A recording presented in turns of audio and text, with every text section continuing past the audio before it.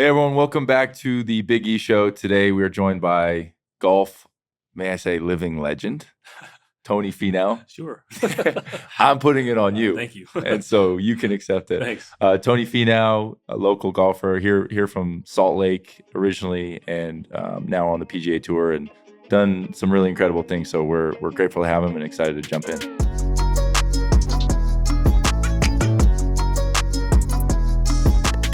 Tony, it's great to have you. Thanks, Eric. Thanks for having me on. You can block my number after this. Big E, yeah, I like that. Like Big Tone? That. Yeah, it's perfect. Does anyone call you Big Tone? Oh yeah, on tour, a lot of guys. Yeah, yeah. And you like it? Yeah, I do. Is that self-imposed or no, just accepted? Just accepted. I didn't come up with it. It wasn't like a personal thing, but yeah, I like Big Tone. Yeah, people that bring their own nickname to the table are interesting people. Yeah, I like them. Amen. That kind of confidence is. Yeah, it's incredible. Yeah, I don't know if it's admirable, but that's not the word that comes to mind. Yeah, exactly. I wouldn't say it's that, but definitely confident. Yeah, Big Tone is solid, and it's good. It's good that other people brought it to you. I had a teammate when I was overseas who his name was Mario. He came like November, December, a little bit later into the season. After like 4 months of playing with him, he goes, "Hey guys, call me Rio." Rio. Yeah. Wow. Like we were like, no, we're not. Yeah. You've been Mario for 4 months, man. That's like right. It's too late. I got this thing for me, with LeBron James, King James. Yeah. Because he gave himself that nickname, it's tough to call him King James. That's just, that's all guys that have their own nicknames. I'm not jumping on oh yeah, I'm going to start calling you that. It's if I think that there's a name that you should go by. Yeah, that's fair. Then I kind of I agree. But I do like Big E though. So I don't know if you came up with that, but I'm not going to answer that question. But Big E fits. No, I actually did. Coach Pope, Mark Pope. Oh yeah, he came up with that. So great guy. I'm rolling with that. Nice. I jumped out immediately. You're not? Are you a LeBron guy or just being a Kobe guy? Is that a conflict of interest? It is a little bit of conflict of interest. I grew up a huge Lakers fan, and because of Kobe, the Kobe Shaq eras. Sure. My parents are from LA. My dad was a big Lakers fan, so I kind of jumped on the bandwagon. Yeah. Through all those years, but huge Kobe guy. Yeah. And then, obviously with the unfortunate passing of Kobe, Ryan Smith's a close friend of mine. Yeah. It seemed to just be a proper transition. LeBron came in, and I can't say I'm a huge LeBron fan. Yeah. I respect what he does on the basketball court. The dude is incredible. And I think he's the greatest athlete maybe of all time in any sport. I agree with that. And I'm on the record saying that. Yeah. Yeah. So respect the heck out of the guy. But I am such a huge Kobe fan. There did feel like a conflict of interest for me. So the transition for me being a Jazz fan seemed natural. So Kobe's era was behind. Sure. And now I'm moving into the Jazz era. Which not a lot of people say. Yeah. There's maybe it's a one-way rivalry where Jazz fans just don't love the Lakers. Yeah, exactly. But you don't hear a lot of people jumping from the Lakers to the Jazz. Yeah. But Ryan Smith, he can get you to do that. That's right. I'm one of very few, but I'm all in. Yeah. Huge Jazz guy now. That's big time. We just had Walker. I mentioned this to you earlier. Yeah. We had Walker on the show last week, and I'm excited for them. I know they're in a rebuilding phase, no doubt. And that means a lot of tough things and frustration from the fans. But I don't know. I've known Danny my whole life. Yeah. Because I grew up in Boston. Yeah. With his family. My sister went to school with his daughter, and grew up with his sons. All that. What stuff. A guy, huh? Great guy. Danny's the best. And great golfer. I've heard. Yeah, that's right. I'm sure you golf with him a bunch. Yeah. I've also heard that he is king of mind games on the golf course. Yeah, no doubt. He'll do anything to win. He's the best trash talker I know. Really? Oh yeah. I mean, out of anybody I've met.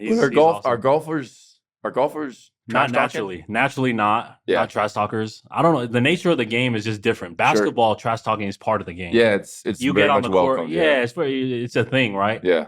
In golf, I don't know if it's because the game is so humbling. Yeah. That trash talk is it's like you say something and then it's gonna bite you in your butt, literally the next shot, right? So I don't know if that's the reason, but golf isn't like a trash talking sport. But when I'm with Danny, Ryan, some of the guys that I play with, we talk trash. So. Hey, well, I it's kind of just the nature of basketball and every other sport compared to golf. And I was gonna get to this later because I'm a terrible golfer. I've golfed 12 times my entire life. So just so it makes you feel better, I don't know a lot of great golfers that are over 6'5". So yeah, okay. That actually does make me feel better. So I'll have you rate my swing later. I actually saved it. It is so bad. I'll do my best Max Homa on you. That'd be great. But like what makes golf so tough in the snapshot that I've had playing it, it's like basketball, you can trash talk, right? Yeah, that's right. And you can mess up and you get another play, you get another crack at Yeah, whatever. right. Yeah. Both sides of the ball. Yeah. You have 120 possessions, something like that in the NBA. So it's like, okay, there's ups and downs and they're quick. Yeah, there's and, flows and, to and it. reactive.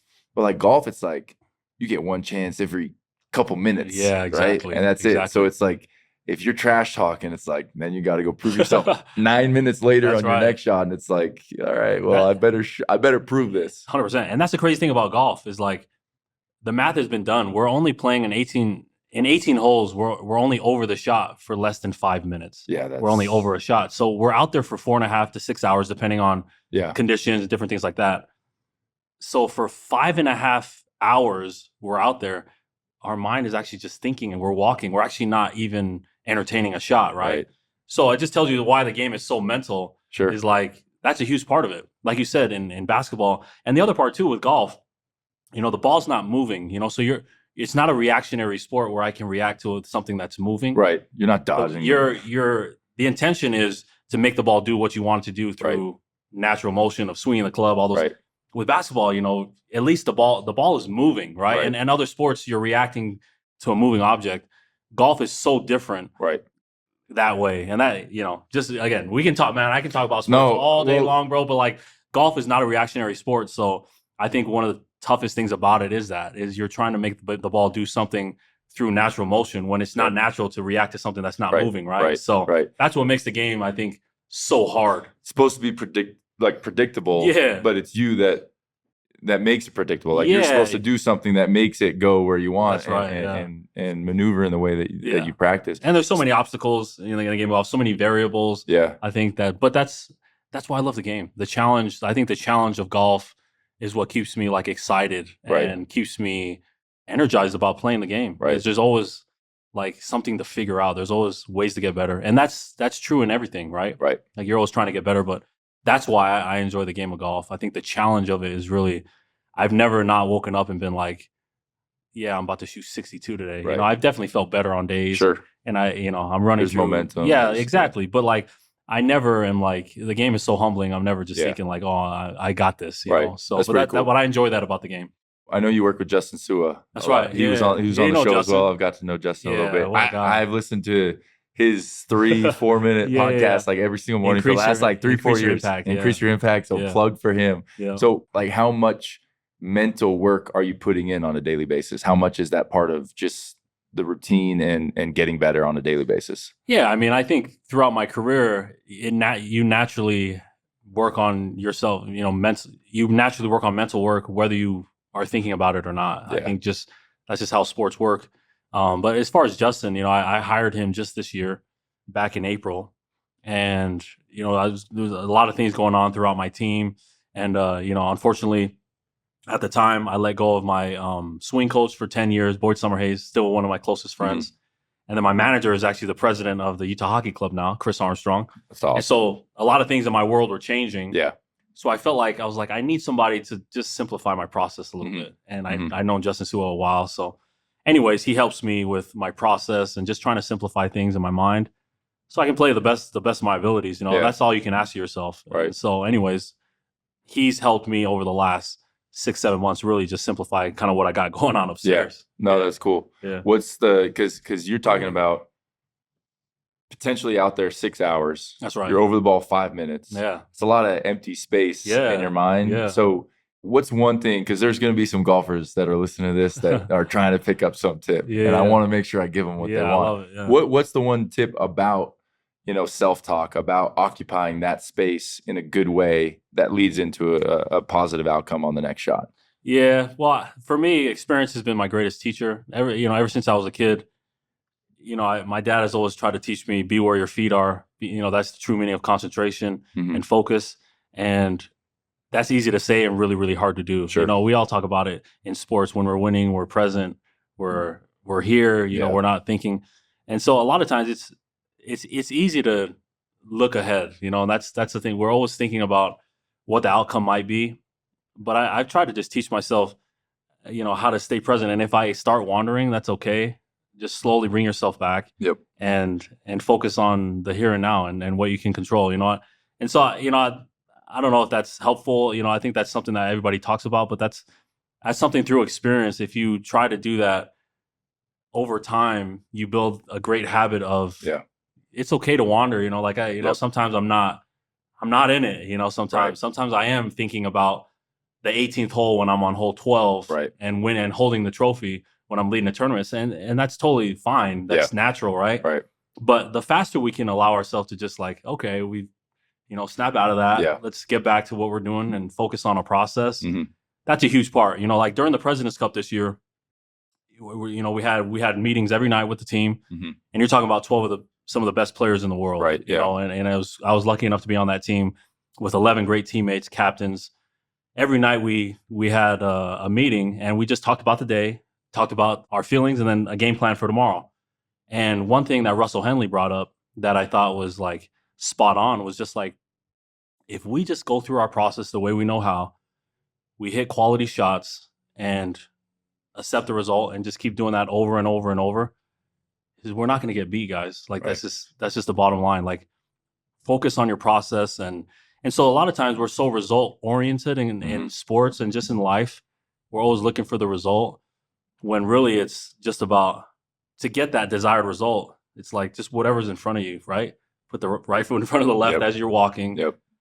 I think about basic things before I go out and play, making sure my routine is on point, all those different things. And it'll end up leading you to a pretty good place. And so process, I feel like, is huge in life and in sports. And that's helped me a lot. You've been coached up in this, man. That was a great piece of advice right there. And two pieces that I love. One is you're talking about accepting what happens, right? Like that's a big part. That's the hardest part. It's so easy to say, let's just do our process and hit quality balls, right? When you're saying that, I'm like, okay, two hard things already. But then the kicker is, do you accept the result? And then pivot from there, right? And so that's huge that you said that. I tell kids all the time, because I get asked that question all the time. How do I overcome a bad shot? All those things. It's like, it's so easy. Hindsight's always 20/20. It's so easy to look back and blame yourself for something that just happened.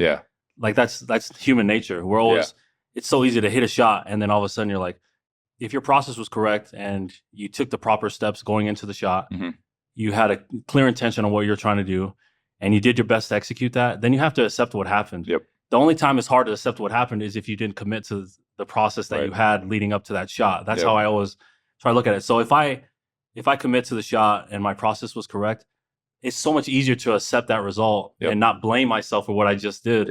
But having that in place, I think, is really what it's all about. You control the controllables. So exactly. That's right. And the other thing you said, people don't realize this about mental toughness, about being sharp, about being in the moment, is you can wander. Like you said, I love that concept. And Justin talks about it a lot. And I think he's the one that put it in my mind, this analogy of like a dinner guest. Your wandering thoughts are dinner guests. Like it's great to have them every once in a while. It's normal. But then there's the time where you're like, all right, go home.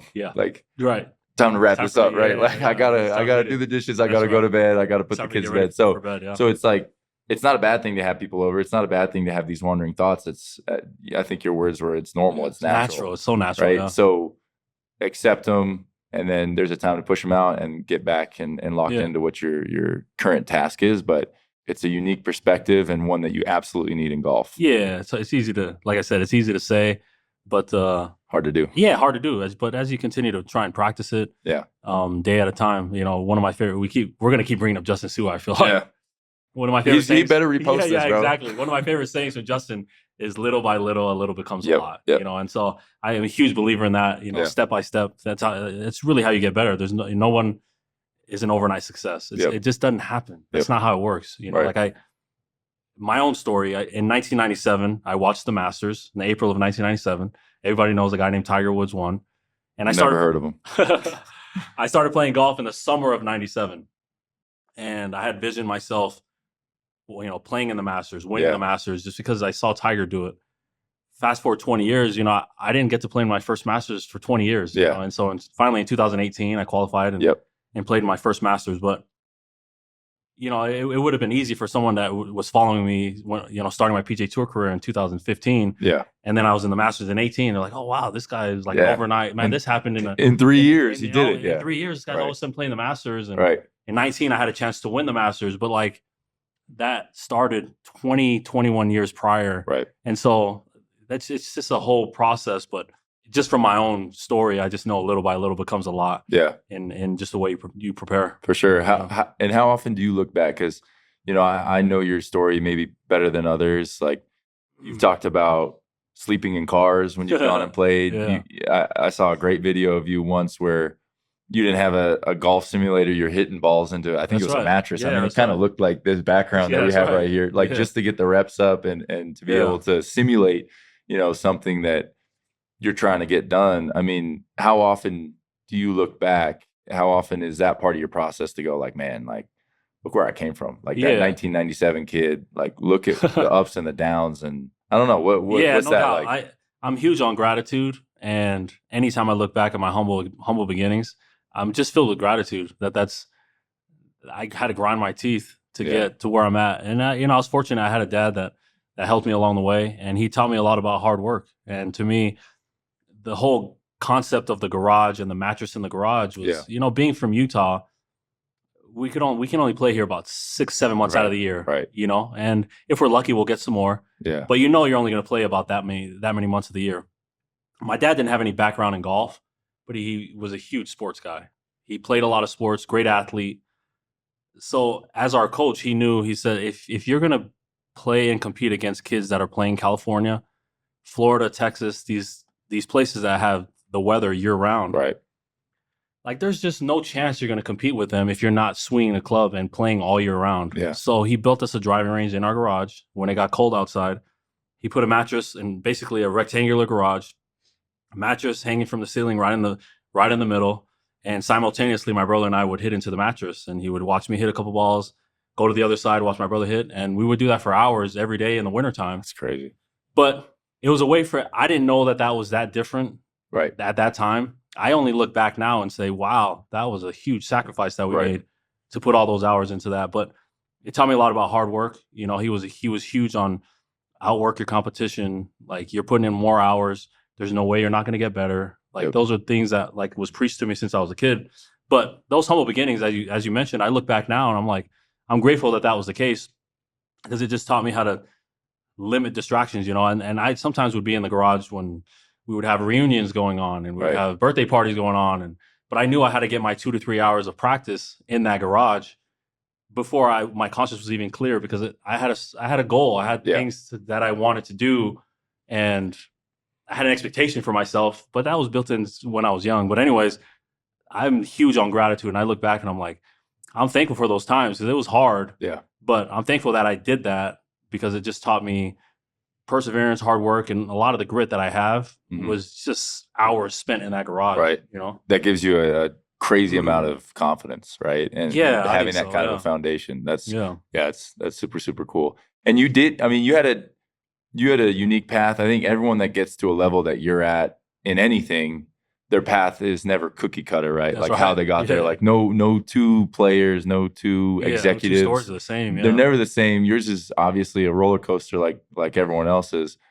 Right now, super, what I do for work and really has just been, I mean, we talked about the BYU game that happened last night, which was pretty nuts. And NIL has been a big part of college sports now. Crazy. Do you ever think about like what that would that have changed your course to becoming a pro? Like the fact that athlete, because like for me, you're in a different wheelhouse, but for me, I'm like, I cry myself to sleep every night. I missed out on millions, man. Like it's crazy, like the difference. And so have you thought about that? Like how different it would have been if that was a thing, Yeah. I mean, I haven't really thought about NIL specifically, but I've definitely thought about, what if I would have went to college? All those things. I didn't go to college. Right. But man, my path would have been way different. Right. Like I would have 100% went to college. NIL deals, hadn't had a chance at making some money while you're in school. Yeah. Having some sponsors while you're in school. Like I think that would have been like game changer. Like, but it's a different era now. These kids are fortunate that they have that opportunity. I can't say I know the ins and outs of how it works, but I know no one does. Yeah, right. But not even the NCAA does. Yeah, exactly. But I know that these kids these days are fortunate to have that. Yeah. And a lot of them, I think they should stay in school longer because of that. I mean, take advantage of the 3, 4, 5 years that you have. 6, 7, 8. 6, 7, 8, yeah. Depending on who you are. Yeah, exactly. There's a few guys I know that, 7, 8 years in school. But I mean, why wouldn't they? Why wouldn't you? Like, if you don't know you're going to go pro for sure, like, I mean, I'm on the total opposite scale, more similar to you. Like, I was in school for 2 years, loved it, and like grew up a BYU fan. It was my dream to play there. It was my dream to play lacrosse there. Yeah. So then when I got offered in basketball, it was like unbelievable, And then I left early because I'm like, I have a window. Yes. And I got to go make money. That's right. And so, it's tough that wasn't around, and I'll probably sue the NCAA for $1 trillion at some point, right? Me and everybody else. Exactly. Just add your names to the list. I'll get in line. But it is like a shift in kind of culture and what media has done to sports, and that's super present in golf. Yeah. I mean, the fact that I've played golf means it must be popular, because like I never thought about it growing up. I was 100%. Too busy with the other sports I was doing. Even though my dad played, I just never took interest. But I feel like golf is everywhere. Like, have you seen that? Is that just me? No, it's grown tremendously. Like, COVID, I think, is a huge part of that. Yep. Because during COVID, golf courses were open. It's the only way to get outside. People were like, "Oh, I'm going to get into golf because you can actually do that." Being outside. I will say this, like growing up, obviously being Polynesian, golf is quite a different thing. Most Polynesians play basketball, or play football. Yep. We're big people, rugby. Like, those are the huge sports back in the islands. You were a hooper. Yeah, I loved playing basketball growing up, but like golf was not cool. Like when I was growing up, arguably still isn't. Right. I'm just kidding. I'm totally but like when I was a kid though, like I didn't tell anybody I golfed. I didn't want anybody to know. People just started finding out. Yeah. It was inevitable at some point. People just started to find out. But like I hid it. Like I would, oh no, I'm playing football, basketball, because it was just like not a cool sport. Yeah. But I feel like the perception of golf has changed like tremendously. Right. Because it used to be like, oh, and a lot of people still don't think athletes play golf. Right. But you can't deny that it's a sport and that it's a great game to be played, right? So and takes incredible amount of skill and coordination. I think a lot of that also has to do with guys like MJ, Steph, retired NBA guys, Ray Allen. So many guys are getting into golf and they love it and they talk about it, and they talk about it being maybe the hardest sport they've ever played and tried to master. And when you hear that from great athletes, then I think other people look at it and say, "Oh, maybe there's something to this golf thing." But anyway, so the perception of the game has definitely changed. Yeah, and I think because of kind of what I mentioned before, like the challenge of the game, I think a lot of athletes lean towards it because it's something that they can use their competitiveness towards and try to master something that's really hard. Right, it's the highest level of you versus you. I feel like it's also a lifelong sport. So you get these guys that are hooked on it early, and they know that they'll be able to compete and trash talk and all the things that they've loved. The injury factor is huge too. Right. It's nice to just swing a golf club and know that you're not going to be running routes, or you're not going to be banging knees down low and trying to dunk on guys while they elbow you. Right. Ed Reed isn't going to take your head off at any point on the course. Yeah, exactly. I mean, that'd be an interesting form of golf if you could. Another guy that plays golf, Ed Reed. Yeah, I didn't know that. Yeah, he could probably hit that thing pretty good. Yeah. Have you seen that like culture shift in golf trickle down to like fans on the tour? I mean, recently you were on a pretty prominent YouTube show, like a younger generation. Like, are you seeing that more in the crowd? Like, is it a different the crowd at the game and demographic than it was, let's say, 5 or 6 years ago? 100%. The demographics changed a lot. And as you mentioned, like I was on YouTube with Grant Horvath. Yep. He's like, these YouTube influencers, golf influencers, are stars. Yeah. These kids, like my kids know these YouTubers more than the PGA Tour stars. 100%.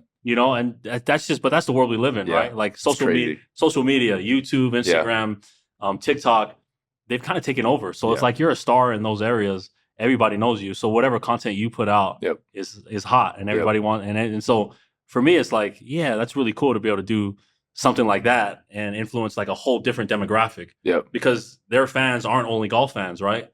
Their fans are all kinds of, he does a bunch of different sports. Right. Dude Perfect, right? Like these guys are doing all kinds of different things, but when they crash into the world of golf, it's kind of cool for us because the demographic has changed like dramatically. Yeah. Probably help with that like coolness factor, right? That's right. The fact that there's just there's more behind the scenes, there's more access to golfers because of that media wave. I mean, I remember like, I knew things were different like 4 or 5 years ago. I went to Summer League and I'm walking around the terminal at the UNLV arena, and Hakeem Olajuwon is walking around as well. And he I mean, you're right. A legend, right? 100%. One of the greatest players of all time. Yeah. And these kids, they're all like 10 to 15, don't bat an eye. Right. They're all fixated on this YouTuber that was at the game. He's signing their autographs. He's probably 5'6". Like I have no idea to this day what he did. But he was like a streamer, YouTuber. Right. And they're at Summer League. You'd think they'd care about like Hakeem Olajuwon. He's getting all the attention, which is wild. The YouTube influencer guy is the star. Yeah. Yep. Is that like a route? Like is that a mashup that you see? Like your son is super into golf right now. Yeah, he loves it. No doubt.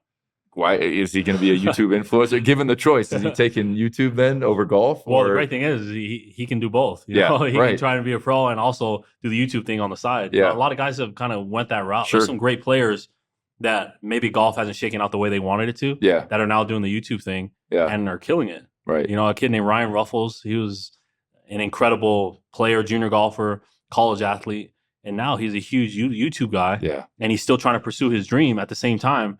So it's kind of cool that you can be both. You know, we tried the whole. My wife runs our Instagram account, Finau Fresh. Yeah. And she also has a TikTok, pretty good following on there. You guys are pretty good dancer. I've seen the videos. She's fun. She loves to have fun with it. But you know, we did a little bit of we dabbled a little bit in YouTube, and there's definitely a skill to it. Yeah. I feel like in marketing things, but if you go viral or you break the internet in one of your videos, you can become a sensation overnight, which is actually pretty crazy to think about. Yeah. You know, back in the day, like when we were growing up just 10, 15, 20 years ago, like it was a whole different style. Like to be popular, you had to be great at the sport. Yeah, you have to have a skill. You had to have an acquired skill to do, you know. And now having the opportunity on YouTube to do like some special things, I mean, that's pretty exciting for a lot of this generation. It is cool. You know? It is super cool. I mean, going back to what you said earlier, there's no overnight success like in sports and a lot of things, but you could argue, and some of the principles apply for social media because there is a marketing aspect. You have to have something that people value. Yeah. But you can become overnight success. Yeah. I mean, my wife just like 2.5 months ago or something started an Instagram page for women, maternal health. That's what she studies. That's what she got her master's in. And she put a video, like she was putting all these like helpful resources up about moms and working out and diets and things like that.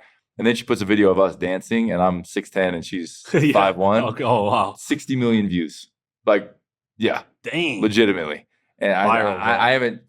Actually, this is funny. Recently, my whole family's like making fun of us for it because they're like, "Yeah, we have friends and family like sending us this. Like, isn't this your brother?" You know, and people are making fun of our height difference, which is hilarious. But we recently you can look at the analytics of how long like people have watched, accumulatively, right? That's a tough word.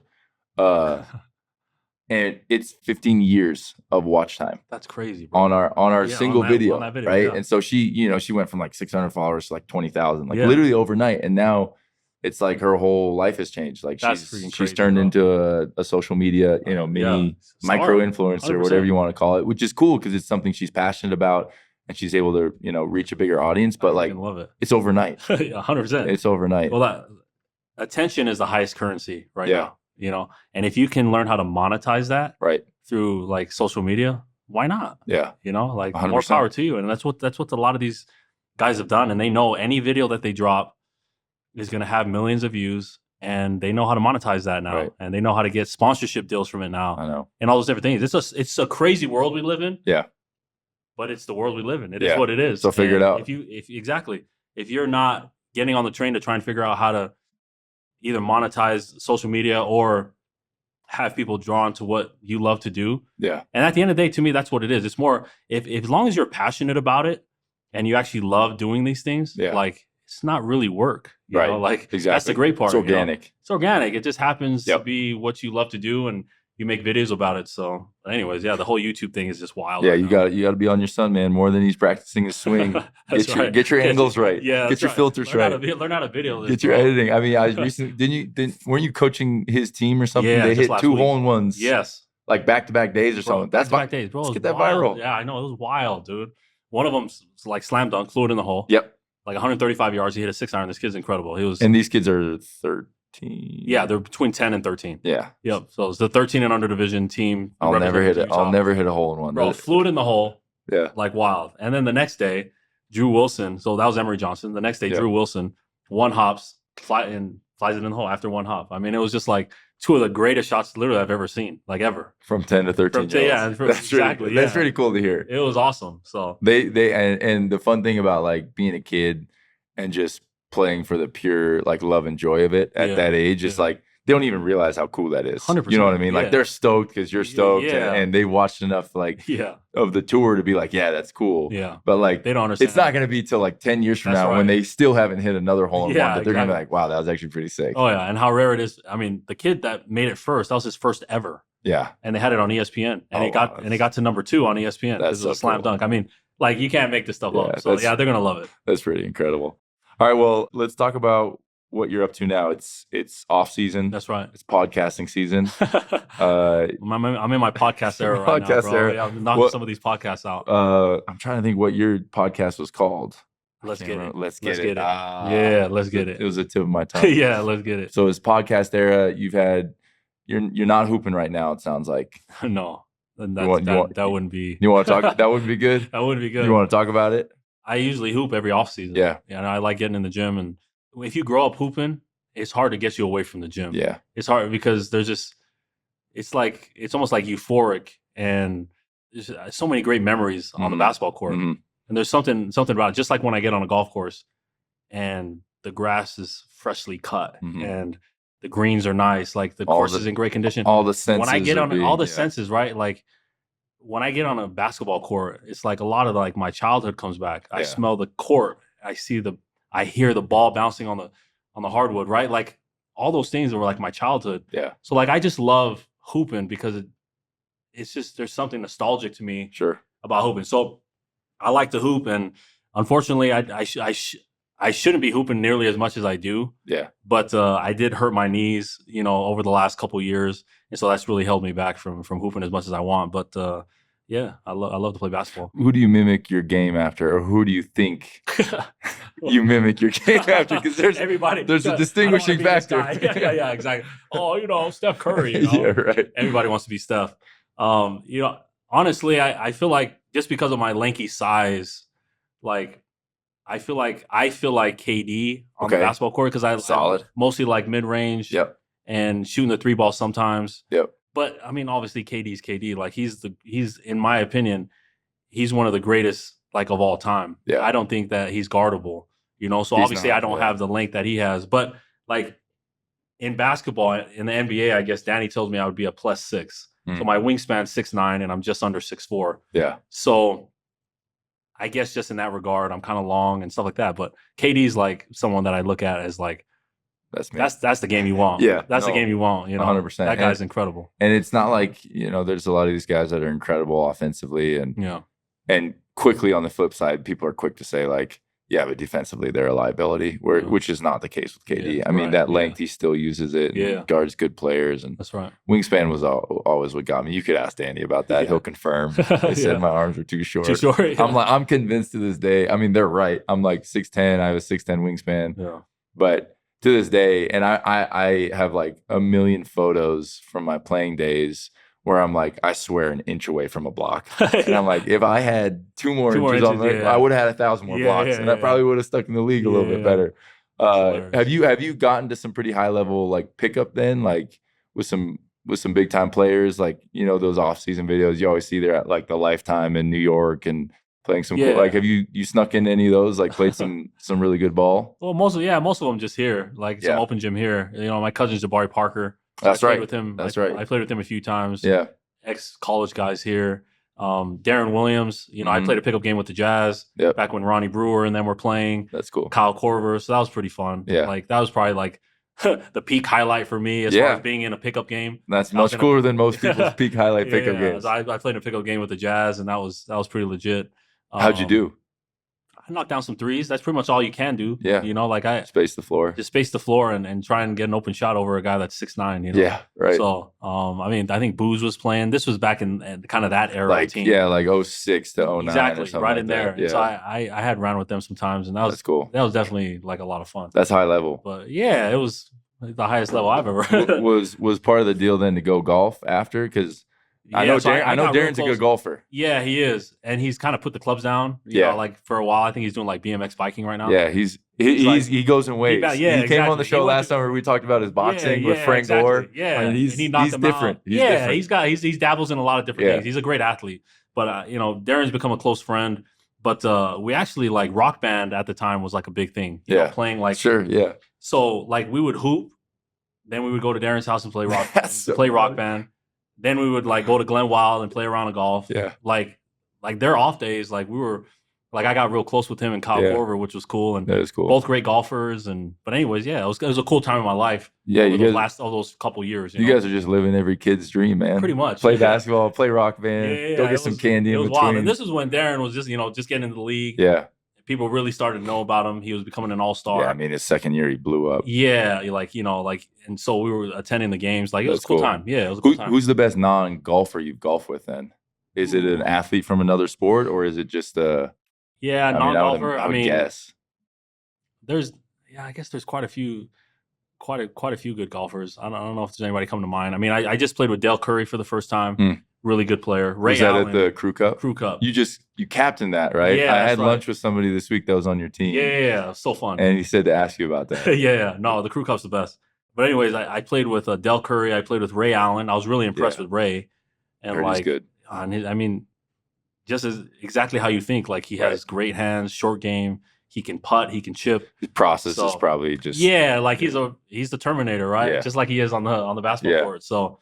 Yeah, those are the couple guys that come to mind. I think Ben Roethlisberger is a good player. I hadn't heard that one before. Yeah, played a little bit with him. Yeah. So the Crew Cup is really cool that way. You got a lot of great celebrities. Yeah. Playing for a great cause, and we're all competitive.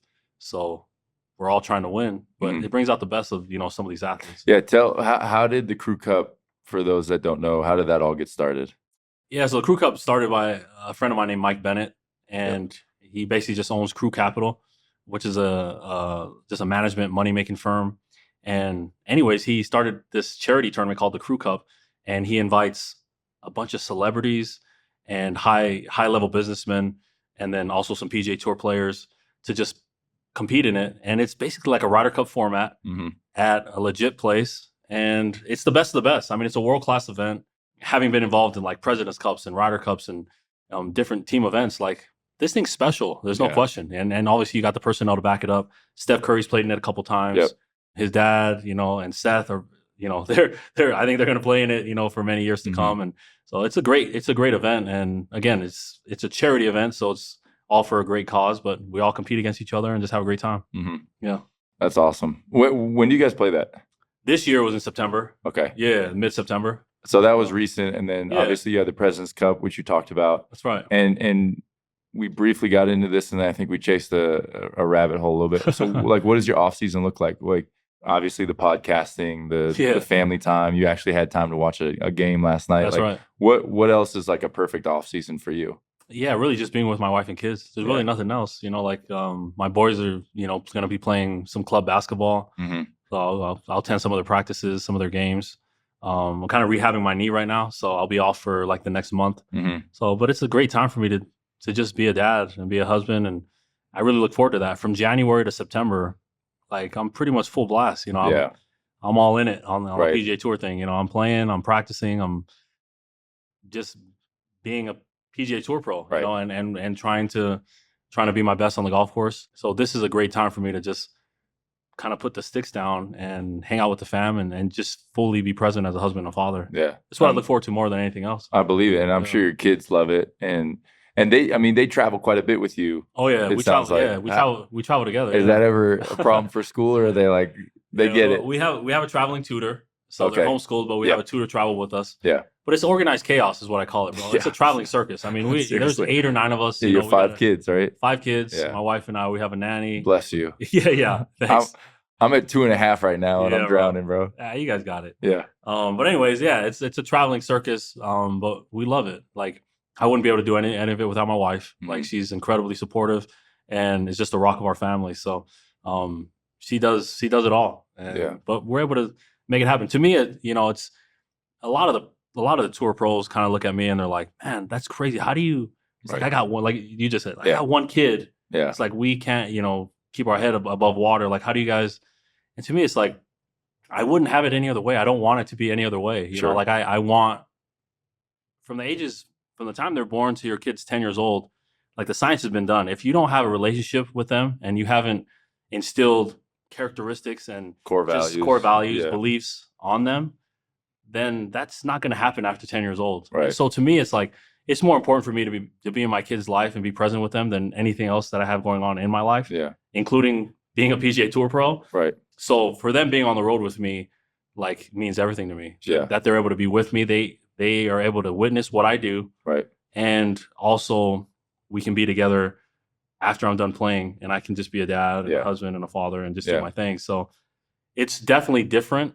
Nobody else really does this on tour, travels with their family every week, but it's worth it for us. And it's been a blast. I mean, it's a lot of work. There's no question. But like, I think these are the glory days for us. Yeah, for sure. My wife and our kid, I mean, we're going to look back on these years and just say, wow, that was hard, but that was so much fun. Yeah. Like, we get to travel to places. They'll do field trips in, New York City and, Montreal. We went during the President's Cup, and they were able to see downtown, Montreal. Immersive curriculum. Yeah, exactly. Right. Right. Like they're learning and being out and about, kind of learning education that way, which I think is like the best way to learn. So that's anyways, cool. It's just been incredible. And like you said, circling back to like how it was for you growing up with your dad, like that foundation has carried over, right? So I mean, the research that you're talking about, you've seen in your own life, their core values and principles of hard work and consistency that you learned, that now your kids are seeing like front and center. And they're also getting the benefit of seeing the fruits of that. Like they're seeing you win, they're seeing you be successful at what you're putting all this time into, but that's going to carry over, right? Yeah, I hope so. You can only do so much. Exactly. You can only hope that, they turn out to be great people and do great things. But, I just know at the end of the day for us, it's been a lot of fun having them on the road with me, and being around them is just the most important thing for me. Yeah. No, that I mean, that's pretty incredible perspective, and they're probably seeing firsthand. I mean, I've been to a couple of your foundation's events. Oh, nice. They're probably involved, and I mean, little stuff like that, like, is going to add up for them, right? No doubt. Like, again, you don't have this incredible perspective or understanding of reality as a kid, right? It's usually, I mean, I tell people all this all the time, like, and you probably have felt this too, like, you don't realize how great your parents are until once you have a kid, right? So I didn't have a kid. Become a parent. So I didn't have a kid till I was 26. Yeah. And so I guess I was a lousy son until I was 26. But then it kind of flips, and you're like, oh my gosh, like, this is a lot of work. And for you to do it right, it takes a lot of time, attention, energy, effort, love. And so, it's delayed gratification, but it's work that's worth doing. There's right? There's no better thing and no better time that you give than to your kids, you know, and to raising them. And I learned that from my parents, like you said. I had great examples of parents. My dad was around me all the time, and other, some people would call him an overbearing dad, because he was with me all the time on a golf course. But to me, it's like, man, if love equals time, then my dad loved me a lot. He was with me every day, on the golf course, off the golf course. I mean, we were together all the time. So to me, it was like, that was a huge influence in my life, huge example to me. And it's like, I want to do the same for my kids. I want to make sure they know I'm there. And I am a huge believer in love is spelled Time. I just don't think that there's anything better than just giving your time and energy to your kids. That's a bar right there. That might have to be the intro to this episode. Love is Time. Okay, let's go back to this knee a little bit. You touched on it. It's been bugging you for a while. That's right. Yeah. What happened? What's going on? And you played through it, it sounds like, for quite a while, which people might not realize. Yeah. So during COVID, I think just like a lot of other people, we got into a lot of different physical activities. Right. Right. Everybody was like, oh, we're going to train and get the best shape of my life. So my wife and I were on the same boat. Yep. So I ended up getting a Peloton. And those are awesome. And I loved it. Yeah. And I loved it. So, and I was riding like on an average 2 rides a day. I would ride in the morning. You know what's so great about it too? Like, it's just the competition of seeing who else is on there. 100%. Because I'm like, I'm not letting Jennifer and John from whatever. Because I know I'm supposed to be better shape than both of them. That's right. And so I got to go get 100%. And I push myself way harder than I would like on my own, which is 1,000%. Maybe says more about myself. I need to be more self-starter. No. But like those are so amazing. 100%. Sorry to cut you off. No, you're good. And as to me, I'm like, I'm a professional athlete. It's like if I can't finish in the top 1,000 of this class, and like, can I really call Chris from Wisconsin, from Oshkosh, can I really call myself like an athlete? Yeah, right. So anyway, I got into the whole Peloton thing. Yeah. And riding on average twice a day, 20-minute class in the morning, 20 to 30-minute class in the afternoon. Tough. So, and they're like, right, burning thousands of calories, right?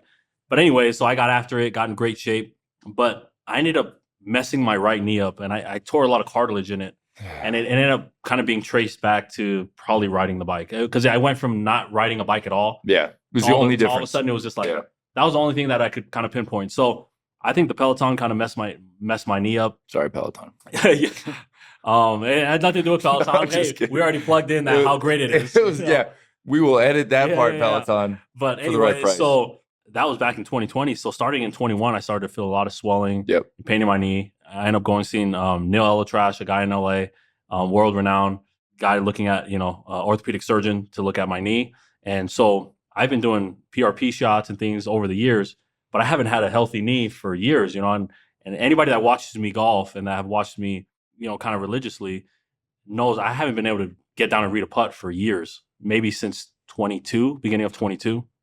And so that's been really hard. And then earlier this summer, I did the same thing with my left knee. I had torn cartilage in my left knee. And so I just finished scoping it a couple days ago. Yeah. And that's going to take about a month to heal.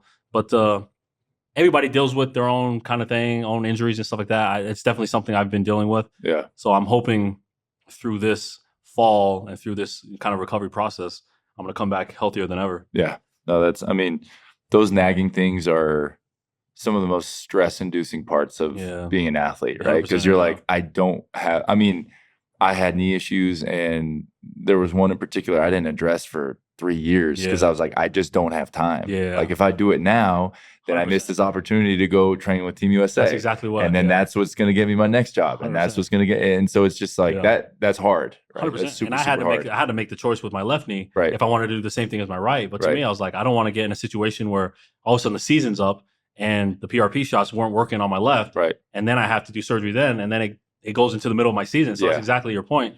Like I've waited long enough to where I'm like, all right, it's time to really get this done. Yeah. And as I mentioned to you before, my right knee is my back leg when I'm swinging the golf club. Yeah. So I can take a little pressure off it. It's still affecting my mechanics, but I can at least keep it at bay. You can deal with it. Yeah. This leg is a whole different animal. That's where the power's coming from. That's the anchor of the swing. Yeah. All of the power. And so my mechanics changed quite dramatically. Yeah. And it's time to just, try and get it to be as healthy as possible. Yeah. No, that's awesome. And interestingly enough, it did not come from golf. It came from biking. Yeah, that's right. Yeah. I know. You had one nasty golf injury though. Yeah. And it was very public. Yeah. Yeah. And it hurt. I remember watching that video because playing basketball, that's like the bane of basketball players' existence is the ankle. Yeah. And I've done that so many. And I'm actually 95% sure that my knee issues, my most recent one that made me just hang it up, came from so many ankle sprains. Yeah. And so then the alignment was off and everything. I was favoring. And so then like little by little, a little becomes a lot in a bad way. But the principle is still true. You had that nasty ankle sprain, but then you alluded to something when I started talking, because the same thing about the Peloton that I love is what I love about rowing. I told you. And everyone that knows me is going to be like, this guy cannot stop talking. It's all I post about on Instagram. I don't really go on Instagram much. All I post about is my times and who's going to come row with me at 6 a.m. on Wednesday. And people that don't know times are just like, I don't know if this is good or bad. Like, I don't care. Right? I probably pushed so many followers out. Right. Yeah. But we started talking about rowing and you said, yeah, I've rowed. I'm familiar. But you had a scare with rowing, it sounds like. I don't know if it's scare. It's an embarrassing story. Okay. But I'll share it. Same thing. So Orange Fitness Theory. Yeah. Orange Theory Fitness. My wife and I went for years. Yeah. Probably about 3 years. Yeah. And we would go anytime I was home, we'd go every morning, like 5:30 a.m. class. Any day. Anyway, so one of the classes we went to, and in Orange Theory, they do a lot of rowing. They do a lot of cardio, a lot of running on the treadmill. It's like all cardio, mostly, 45 minutes. Yeah, I would say 75% of the class is cardio. Yeah. And the other part is kind of strength training. It's torture. Yeah, it's tough. So anyways, one of the days we went, they were doing, I think it was 500 meter times on the row. Yeah. And so I'm getting after it on a roll, and then finally, kind of towards the end of the class, the lady's like, "All right, everybody, it's time to get your 500-meter roll time in. So let's do it." So my wife is doing it next to me, and we go. She's like, "All right, everybody start." And so we go, and I'm going full throttle, trying to get, and the time, I can't even remember the time. I'm probably gonna butcher it, but I felt like I had a legit chance at beating the time, the best time that was there. So like a great time would be like 1:20 to 1:30, right? So it's like it's a quick little sprint, but doesn't feel so quick. What's a 100-meter row?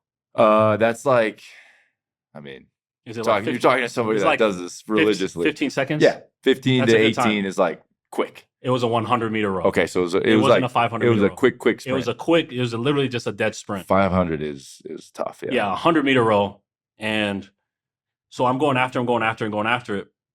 And for me to get to 100, it took me like 28 seconds. And I look over at my wife, and it took her like 26 seconds. And I was like, "Dang, that's crazy." So and I'm literally like in my mind like, "Dude, you're fat. Like, I can't be like, you're terrible, right?" So the lady comes over, and she's like, "Wow, what was your time?" And I was like, 26 or something like that. And she's like, "Wow, I thought you'd be faster than that. Why don't you go again? Give it another shot." Right. So I attack it again. And same thing. I get like the same time. Still couldn't beat my wife's time. And I'm thinking to myself, like, I'm literally exhausted. Is my life over? No, but I'm everything I thought about myself like not true? 100% literally. Like, I'm going dead out like for 25, 26 straight seconds. Just does not physically make sense. Yeah, and I'm like, I don't understand. And then the lady's like, "Oh wait, hold on. Is that row number 8?" And she's like, "Oh, I'm so sorry, that rower actually doesn't work. Do you mind moving over to your wife's rower? I really think that you can break." Like, the guy's time was 15, whatever. 15, by now, you've already done 2. I'm exhausted. I almost did this for a minute straight, and I'm like absolutely exhausted. So I'm thinking, and the whole class now is just like, Tony, bro. So I like the peer pressure checks. You have to do it. I'm already lightheaded, bro, and I'm thinking to myself, there's no chance I had 20 seconds in me, but let's just give this a shot. So I get over into the other rower. Now the whole class is watching. Yeah. Because they think that I can break the thing. Right. Because the teacher's got the microphone. She's hyping you up. 100%. Yeah. I'm the tallest guy. They're like, "You're built for this. You have long wingspan." It's like all the things. The whole thing is built up. So no matter how tired the dam is about to break. Yes. I get after this thing, and I go. And I like, if the time was 15.6, like, I got 15.7. Right. Like, I literally just barely. Yeah. And she looks at me, she's like, "Oh, so close." And I just remember all of a sudden, like I've never felt this type of dehydration in my life. No. Bro, I'm sitting there on this chair. I'm like, I think I'm gonna die. You're about to like, bro. Like, I'm just a cartoon. 100%. I'm just sitting there. Next thing you know, I don't know how much time goes by. Like, I fall down on the floor. Yeah. Anyway, so she called it like the ER. Like, I had to go to the ER, bro. And so, like, I get carried out. That's wild. At the Orange Theory Fitness right here in Lehigh. Who was your instructor? Bro, I got carried out on a stretcher, dude. No, you didn't. I got carried out on a stretcher, bro. I couldn't leave the ground, bro. I thought I was gonna die. Like, I'm sitting there on the ground. I'm sorry to laugh like no, bro. It's funny now. Trust me, it's really funny. Now I'm saying it's embarrassing. Yeah. But like, I'm sitting there breathing, and I remember thinking to myself, like, if I pass out, I think I'm gonna die. But I'm never gonna wake back up. Yeah. And the worst part was, I didn't even beat the time, dude. I literally like 1/10 of a second. And nobody gave you credit. Like, it's not like she was like, "Oh man, this is your third one." I would have 100% beat the time for sure. My first 2 ones. For sure. I was exhausted by the time I did my third one. And I still almost beat it. But anyway, so we get carried in, and my wife goes with me to the ER. And the ladies were great around me. And like I said, I was almost out of it. Yeah. So I barely even remember what was going on. But I remember there was a lady that was helping me. I was laying down. They were trying to get me some air. Like, it was a whole thing. we get to the ER, and they get me on some saline, fluid, like some IV fluid and stuff. 4 bags of fluid, bro. Oh my gosh. They said I was like more dehydrated than just about anybody they've ever seen come through the hospital. All because of rowing. All because of rowing, dude. And then I also thought, 24 hours prior, I went to Zach Johnson's foundation event. Standing up the whole time, not eating. Walking. Yeah. I didn't eat, and I only drank, from what I remember, like 1 bottle of water for like the last 24 hours leading up to that. And that class was 5:30 in the morning. Yeah. So I literally just went straight in like an empty stomach. The whole thing was just like a mess. No, that's like, and I ended up staying in there, for those few hours once I was hydrated. But yeah, bro, that's my freaking rowing story. Yeah, that would keep me from rowing. That's killer. And I don't think I've rowed since. Hey, Wednesday morning, 6 a.m. XD Fit in Pleasant Grove. I'm not rowing against you, bro. No, you're not rowing. It's you versus you. Yeah, that's the beauty of like it. No, I like this. I'm dying because you don't hear that a lot, and because I love rowing. And literally yesterday, I had a small taste of that because I'll intermittent fast most days. Because like now that I'm done playing, dude, I could put on 60 pounds if I wanted to in a day, right? So I'm like, instead of eating 3 enormous meals, let me eat 2, right? And that'll be good enough. Yeah. But yesterday, I had intermittent fasted, hadn't really drank much in the morning, and where I work with my old teammate TJ Hawes, who I think you've met. And where we work, there's like a gym downstairs, and we go and eat. I will not name the restaurant because I'm embarrassed. It's not a very healthy spot. I'm trying to tell people, man, I'm dedicated. I'm going to eat good. This place was terrible for me, and we start razzing each other up about rowing because he makes fun of me. Like, why do you always talk about this? I bring it up in every conversation that we're in. You're the rower guy. And he's like, well, let's go right now, 500 meters. And I was like, all right. So we just ate. Yeah. And I won't say what it was, but it was greasy. Yeah. It was fried. Yeah. It was a chicken sandwich. It was McDonald's. Yeah, got it. Yeah, right. It was Houston hot chicken. Okay, all right. got it. Not great. So that's like in my stomach. All I've eaten and drank is like that garbage. Yeah. So really, it hasn't even hit my system really. So I'm on an empty stomach, or what little I have is not great for me. Yes, 100%. And the guy who owns the gym, who always hypes me up on my rowing times, was also there. Okay. He's like, oh man, I got to see this. So kind of similar, like peer pressure, and I'm going against my boy. Yeah, you're not gonna let your boy beat you. Yeah, so I'm like, I'm going hard. Yeah. So I go and I crush the 500. Like my best 500 time ever is like 116 or something. Yeah, I think a world record is 109. Yeah, I don't know how guys can do that. Yeah, I get 121. Yeah. So like fast, solid, but like really burned out the last 150 meters. And dude, same thing. Like I started seeing stars. Yeah.